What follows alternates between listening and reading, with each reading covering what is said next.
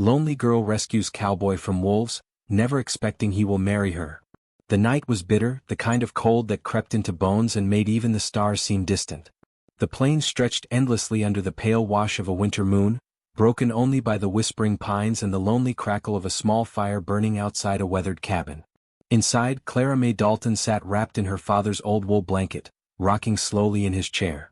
The hinges creaked with each sway, a haunting rhythm that filled the silence. The clock above the hearth had stopped ticking weeks ago. She hadn't the heart to wind it since her father passed. It had been 3 long months since the fever took him. 3 long months of solitude, broken only by the groan of the wind and the occasional caw of a raven perched on the fence post. Clara was barely 20, but the prairie had aged her beyond her years. Her hands were calloused from chopping wood, her cheeks chapped from the cold, her eyes deep pools of quiet endurance. That night, she was mending her father's old flannel shirt by the dim glow of her lantern when she heard it. A sound that didn't belong to the wind. A howl. Oh, distant. Then another. And another. Her needle froze mid-stitch. Wolves, she whispered to herself, setting the fabric aside. Wolves were no strangers to these parts, but lately they'd grown bolder, hungrier. The last storm had been cruel, stripping the land bare of prey. She reached for the rifle resting against the wall. It was her father's Winchester, heavy but well kept. Her pulse quickened as she moved to the window. Outside, the world was silver and shadow. The snow caught the moonlight like crushed glass, and the trees swayed in slow motion as if holding their breath. Then came another sound, sharper. A gunshot. It cracked across the valley like lightning. Clara's heart jumped. A man's voice shouted faintly in the distance, followed by the frenzied growls of wolves. She hesitated only a moment before snatching her lantern and coat. "Lord help me," she murmured, stepping out into the storm. The cold bit her cheeks like knives as she trudged through the snow, lantern light swinging wildly. The howls grew louder, closer. Then she saw movement ahead, a dark shape stumbling through the trees. A horse screamed and fell. A man collapsed beside it, struggling to raise his gun. The wolves were closing in, 5, maybe 6 of them, lean and gray-eyed, circling. Their breath steamed in the moonlight.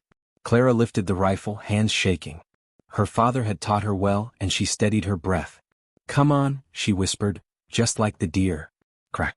The first shot echoed through the night. One wolf yelped and vanished into the trees. The others snarled and scattered, their yellow eyes flashing. She fired again and the rest melted into the shadows. When the echoes died, only the wind remained, and the faint sound of labored breathing. She rushed forward. The man lay half buried in the snow, face pale and lips blue. His coat was torn, blood seeping from a deep bite on his arm. She knelt beside him, her lantern casting trembling light across his features. He was rugged, dark-haired, perhaps 30. His beard was dusted with frost. "Sir? Can you hear me?" she said, her voice trembling. He opened his eyes barely. They were gray, stormy, full of pain, and something proud that refused to yield. "You shouldn't be out here," he rasped. "Neither should you," she answered quickly. "You're bleeding bad." He tried to sit up, but she pressed a gentle hand to his chest. "Don't move. I'll get you back to my cabin." He shook his head weakly. "Leave me, wolves'll come back." Clara ignored him. "Not if I've got anything to say about it." She looped his arm over her shoulder, gritting her teeth as she half-dragged, half-carried him through the snow. The man groaned in pain but didn't protest further. Step by step, she pulled him toward the faint orange glow of her cabin window, both of them breathing in ragged gasps. By the time she got him inside, her arms burned and her legs trembled. She laid him near the fire, stripping off his soaked coat. His skin was cold as ice, his pulse faint beneath her fingers. She worked fast, feeding the fire, heating water, cleaning his wound. Her father's old medical kit lay open on the table, trembling under her unsteady hands. She stitched the gash with thread and prayer, her breath fogging the air. When it was done, she wrapped him in blankets and sat back, heart hammering. For a long moment, the only sound was the pop of the fire and the wind clawing at the door. Then he stirred. His voice was hoarse, quiet. "Names? Cole." Clara looked up. "You're safe, Cole. Rest now." He tried to smile but his eyes fluttered shut. She watched him, exhaustion washing over her. Whoever he was, he'd been close to death, and now, somehow, fate had dropped him at her doorstep. Outside, the wolves howled again, distant this time. But inside that small cabin, by the warmth of the fire, 2 lonely souls had just crossed paths in the middle of the frozen wilderness, neither knowing that this night would change their lives forever. When morning came, a thin line of gold crept over the snow-draped horizon, painting the valley in pale light. The fire in the hearth had burned low, but the cabin was still warm, thick with the scent of wood smoke and herbs. Clara stirred from the chair where she'd fallen asleep, a blanket draped around her shoulders and her rifle resting nearby. Her neck ached from sleeping upright, but her first thought was for the man lying near the fire. He was still there, breathing though shallowly. His face was less pale now, his color returning under the flicker of dawn. The wound on his arm had stopped bleeding, but the bandage she'd wrapped was soaked through. She moved quietly, checking the stitches she'd done the night before. Her hands trembled slightly, not from fear this time but from exhaustion and disbelief. She'd found a man half dead in the snow, fought off wolves, dragged him through a blizzard, and somehow he'd survived. Clara set a pot of water over the fire and added the last of her dried herbs. Her father used to call it prairie tea, though it was little more than mint, pine needles and prayer. After a while the man stirred. His lashes fluttered against his cheeks, and his brow furrowed as he tried to move. "Easy," Clara said softly, turning toward him. "You're safe." He blinked, confused at first, eyes adjusting to the firelight. "Where am I?" "My cabin," she said. "Found you near Miller's Creek last night. Wolves were closing in." His gaze swept the room, the cracked walls, the flickering firelight, the small table cluttered with tools and jars. "You live out here alone?" She nodded. "Just me. Been that way since my pa passed." He looked at her then, really looked, and something softened in his expression. Her hair was a mess of curls tied loosely at her neck, her cheeks were pink from the cold, her eyes, clear, gentle but guarded, held more strength than most men he'd known. "I owe you my life," he said quietly. "Name's Cole Maddox." She gave a small nod. "Clara May Dalton." Cole tried to sit up but pain shot through his arm and he grunted. She was beside him in an instant, pressing a firm hand to his shoulder. "Don't. You'll tear the stitches." He obeyed, exhaling slowly. "Guess I'm not much use to anyone right now." Clara smiled faintly. "You're alive. That's plenty of use." A silence settled between them, soft and strange. The crackle of the fire filled the space, mingling with the wind that whispered around the cabin walls. Outside, the storm had buried the world in white. "You'll need to rest here until that arm heals," she said, breaking the quiet. "Storm's still too bad for travel." He hesitated. "I don't want to be a burden." Her lips twitched at the corner. "You already are," she teased lightly, then softened. "But I reckon I can manage." Cole chuckled, the sound rough but warm. "Reckon you can handle yourself just fine, Miss Dalton?" She poured him a tin cup of tea and handed it over carefully. Their fingers brushed, and though neither spoke, both felt it, the small spark of connection that flickers between strangers fate has drawn together. He took a sip, grimacing slightly. "What is this?" "Medicine," she said with a grin. "Tastes worse than it works." As the day passed, she went about her chores, feeding the chickens, fetching firewood, mending what needed fixing. Cole watched quietly, sometimes offering to help only to be waved off with a stern look. He admired her in silence, the way she moved with quiet purpose, the way she hummed under her breath, the way she carried both grief and grit in equal measure. She wasn't delicate like the town ladies he'd met. She was made of the same earth she walked on, strong, humble, enduring. By dusk, she was back inside, warming her hands near the fire. "You're looking better already," she said. He gave a half smile. "That's thanks to you." Her gaze flicked to the flames. "I just did what anyone would have." Cole studied her face for a moment. Not everyone would have gone out into the cold for a stranger. She shrugged, but her voice softened. "Guess I was tired of hearing only my own heartbeat in this cabin." That confession hung in the air between them, fragile and honest. Outside, the wind howled again, but this time it felt different. Not a warning, but a reminder that the world beyond the cabin still turned. Cole looked into the fire, his thoughts heavy. "You saved me," he said again, quieter now. "I'll find a way to repay it." Clara shook her head gently. "Don't worry about that. Just heal." But as she turned away, he caught a flicker of loneliness in her eyes, something that told him saving him might have saved her too, in a way neither of them yet understood. And as the night deepened, two weary souls, one wounded in body, the other in spirit, sat side by side in the glow of the fire, both unaware that this fragile companionship would soon grow into something far greater than either dared hope for. The days bled one into the next, each one marked by the slow rhythm of healing and survival. Outside, winter still clung stubbornly to the land, snow crusting the ridges, icicles glittering like glass teeth from the eaves. Inside the small cabin, however, a fragile warmth had taken root. Cole's strength was returning. He could sit up now, even walk a few paces with effort. Clara noticed he was the kind of man who hated stillness. The sort who needed to do something even if it hurt. She'd catch him trying to split wood with one arm, or drag a bucket from the well despite the limp that slowed him. "Stubborn fool," she muttered one morning when she caught him outside, swaying on his feet, axe in hand. He looked up with a half grin. "Figured I'd earn my keep before I wear out my welcome." "You're liable to tear that arm wide open again," she said, stepping forward to take the axe from him. "And I ain't sewing you back together a second time." Her tone was stern, but the worry in her eyes betrayed her. He handed the axe over, still smiling. "You're tougher than you look, Miss Dalton." She rolled her eyes. "And you talk more than a crow at sunrise." He laughed, the sound deep and warm, echoing against the pines. Clara didn't realize until later that it had been months since she'd heard laughter, her own or anyone else's, inside that cabin. That evening, as the fire crackled low, she found herself watching him while he dozed. His face, usually strong and guarded, was soft in sleep. There were scars at his temple, faint lines at the corners of his eyes. She wondered where he'd come from, what kind of life he'd lived before fate brought him to her door. Her father used to say everyone on the frontier carried ghosts, some louder than others. Clara's ghost was her loneliness, her fear of losing the last thing she loved, her home. She turned to stare out the window. Snow drifted down softly, and for a while she imagined her father sitting in his old chair, pipe smoke curling toward the rafters. "Pa," she whispered, "I hope I'm doing this right." The next morning, Cole woke early. He found Clara outside tending to the animals. She moved quickly, strong and sure, yet there was a sadness in her eyes that hadn't been there before.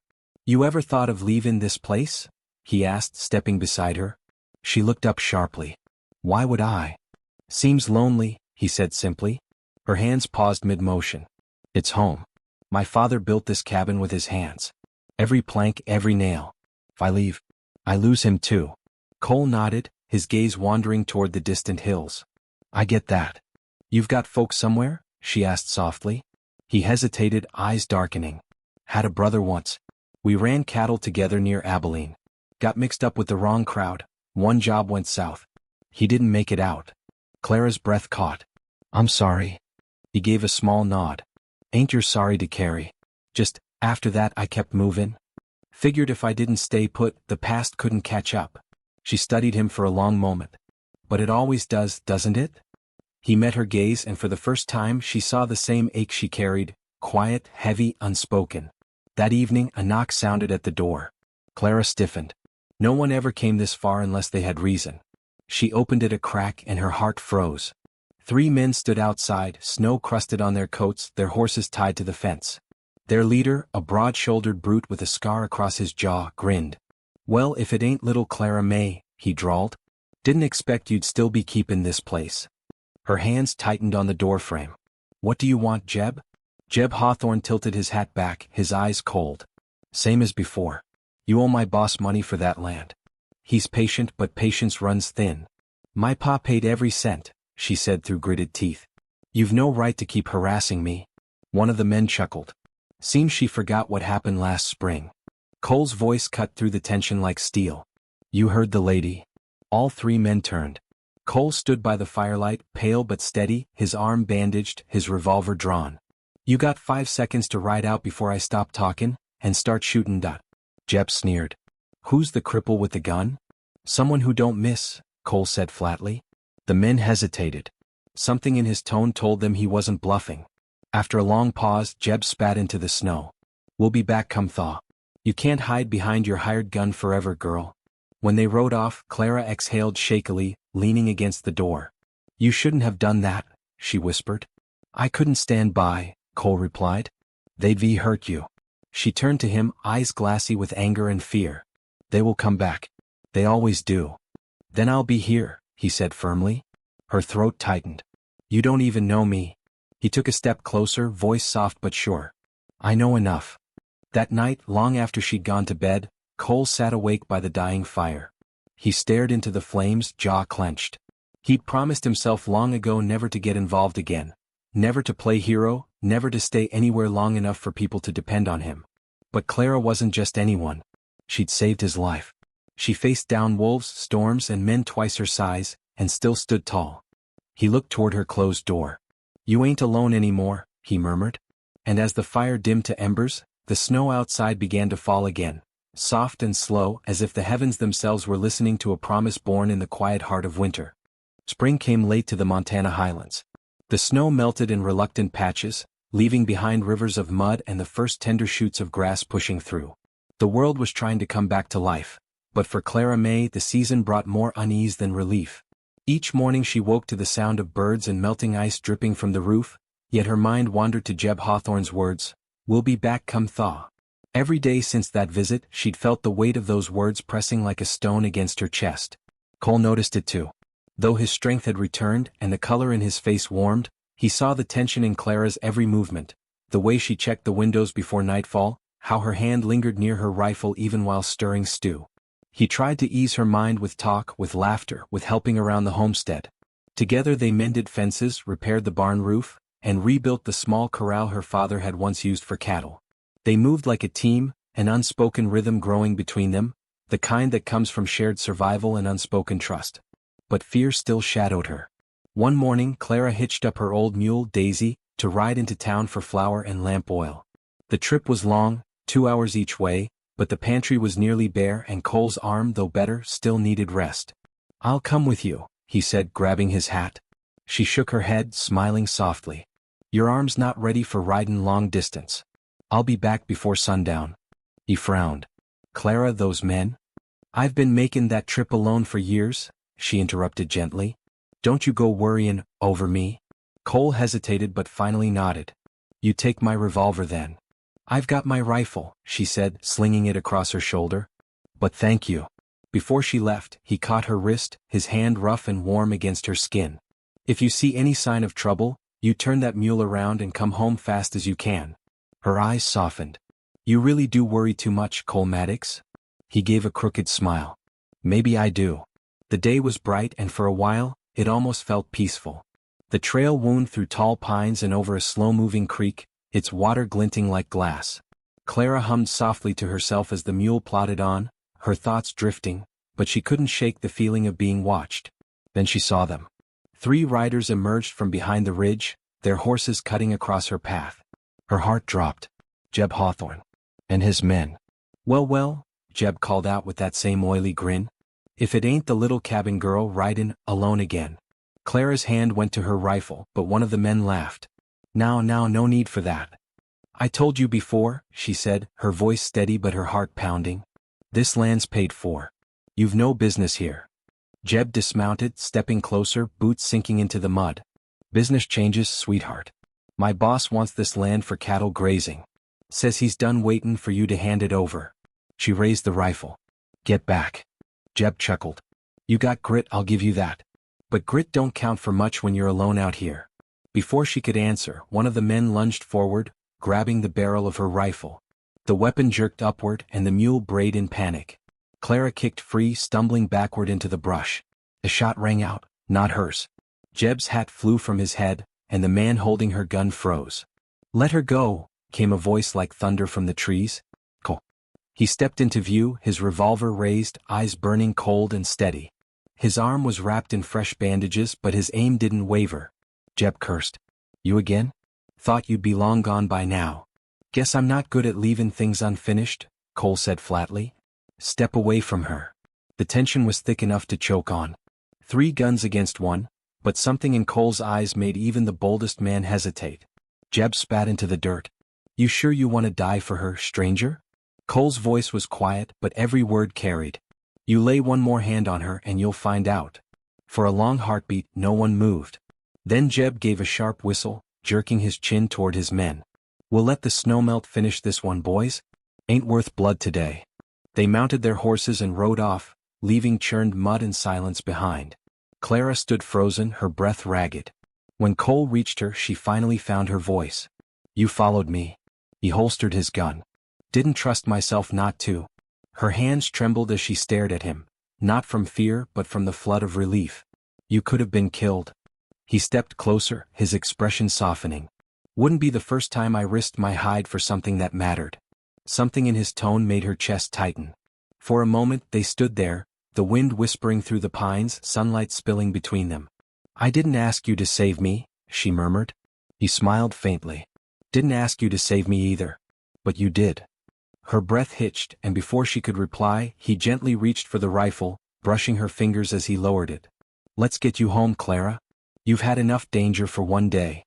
Back at the cabin, the air felt different, alive with something that hadn't been there before. Gratitude, fear, and a pull neither of them could ignore. That night, as they sat by the fire, Clara caught herself watching Cole again.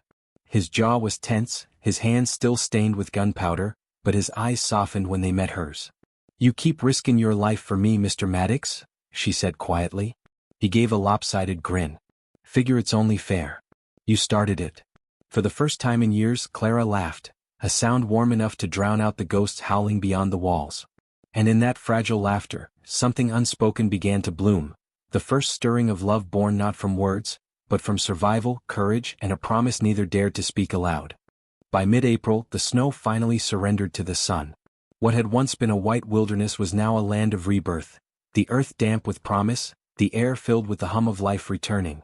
Birds nested in the rafters of the barn, wildflowers stretched toward the sky, and the creek by the ridge ran quick and clear again. Clara May Dalton stood on her porch one morning, breathing in the scent of pine and wet soil. For the first time in months she felt warmth on her skin. She closed her eyes and let the sun touch her face, and though she didn't say it aloud, she whispered a prayer of thanks. Inside, Cole Maddox was already at work, sleeves rolled up, hammer in hand. The sound of nails tapping against wood had become a familiar comfort in the small cabin. He was mending the back fence, the one her father had never quite finished. He worked with quiet focus, sweat gleaming on his brow, the healed scar on his arm a faint reminder of how their story began. "Looks sturdy," Clara said as she approached, carrying a pitcher of water. He grinned, squinting up at her. "Oughta be. You've had me fixin' fences, stalls, roofs? I'm startin' to wonder if you saved me just to get free labor." She chuckled softly. "Maybe I did." Cole laughed, a deep, easy sound that carried across the meadow. "Well, reckon I don't mind. Beats driftin' from town to town." Clara tilted her head. "You've done that long?" He set the hammer down, leaning on the fence post. "Long enough. Never stayed anywhere more than a season. Always figured there wasn't a soul or place meant for me." Her gaze softened. "And now?" He looked at her for a long moment before answering. "Now I ain't so sure." Their eyes met, the kind of gaze that lingers longer than it should, filled with words neither dared to speak. Then Clara turned away, heart pounding. "I should start supper," she murmured, retreating toward the cabin. That night, they ate together at the small wooden table, beans, bread, and a little venison Cole had hunted the week before. The lamplight flickered across the room, casting golden shadows on the walls. Clara found herself smiling more these days. Laughing even. She'd grown used to the sound of his boots on the porch, his low hum when he worked, the way he filled the silence without ever crowding it. After supper, she sat by the window, sewing a torn sleeve while Cole whittled a piece of wood into something shapeless but thoughtful. He looked up suddenly. "You ever think about leaving here? Maybe startin' fresh somewhere warmer?" She paused, needle mid-stitch. "I used to dream of that when Pa was sick. I thought maybe after he passed I'd sell the land and go somewhere new. But I couldn't do it. This place, it's all I've got left of him." Cole nodded slowly. "I know that kind of hold. The kind that keeps you still when you ought to move." Silence stretched between them, comfortable but charged. The fire crackled softly. Then Clara said, "You could stay, you know." The words slipped out before she could stop them. Her cheeks flushed and she stared down at her sewing, pretending to focus. Cole didn't answer at first. He studied her, his expression unreadable. "You mean that?" She forced a small shrug. "Could use another hand with the chores. You're handy with tools." He smiled faintly. "That all?" Her heart skipped. What else would it be?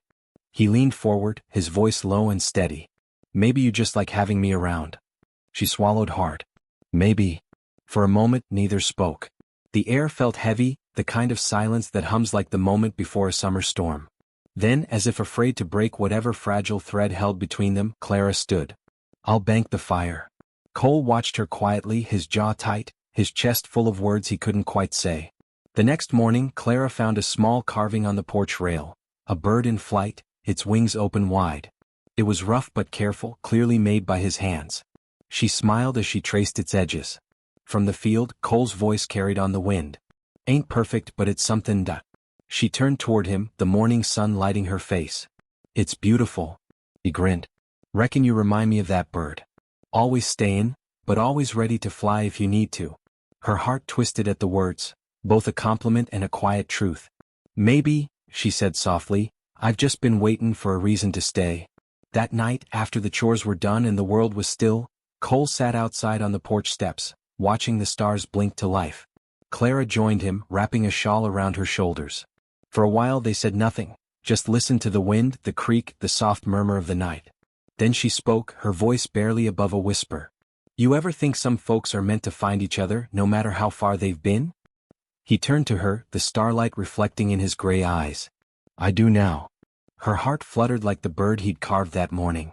They sat there until the fire burned down to embers and the moon rose high, neither daring to move, because both knew something had shifted between them. Something tender. Something real. The loneliness that once haunted that small cabin was gone, replaced by the quiet, undeniable warmth of hope.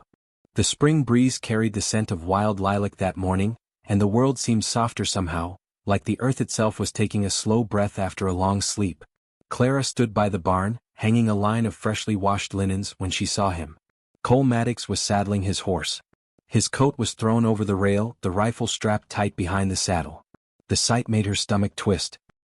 He looked different today, quieter, heavier somehow, as if a shadow clung to him that no sunlight could burn away. You headin' somewhere? She asked, wiping her damp hands on her apron.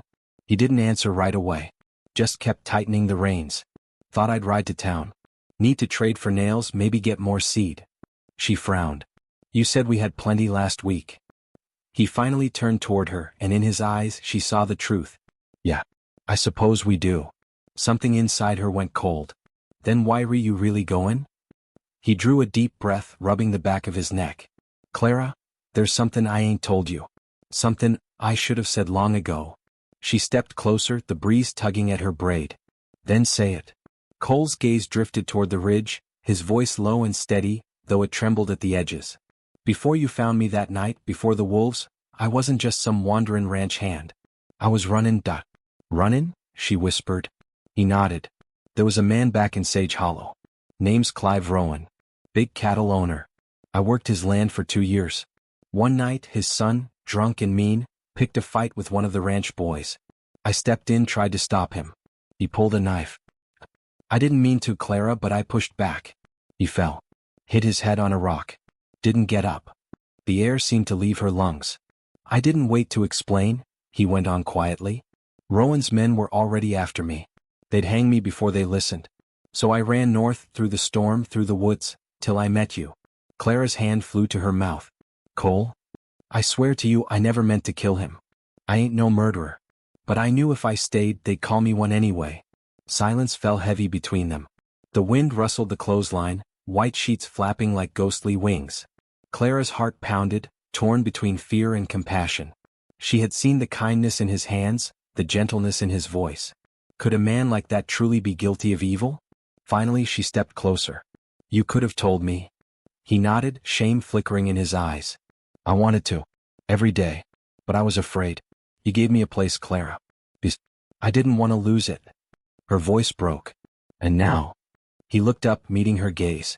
Now I can't keep running. I gotta face what I left behind, even if it means hangin'. I owe you that much. I can't drag trouble to your door. Tears welled in her eyes. You don't owe me nothing. You saved me as much as I saved you. He smiled faintly, sad and soft. You don't know what you did for me, Clara.